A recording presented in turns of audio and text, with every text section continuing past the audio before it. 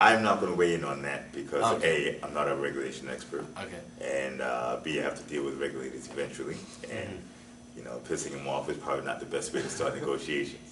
Okay. But Good answer. I do want to comment on regulations, though.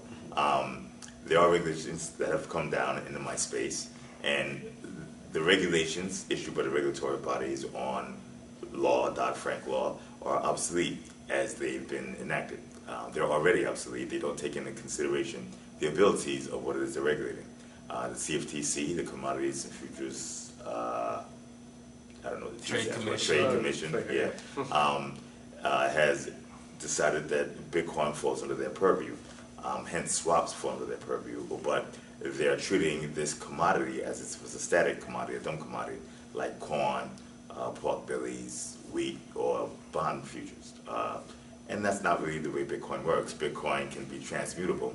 It can be programmed. So Bitcoin can now be a corn future. Bitcoin could be something that's SEC regulated. So as it's scripted. Its own asset class. You would say it can't be compared under the same old laws. It can't be regulated in the same way because A, you leave loopholes to escape regulation, and B, the regulation confines the ability of Bitcoin. It's actually less safe if you try and regulate it as a static legacy dumb asset.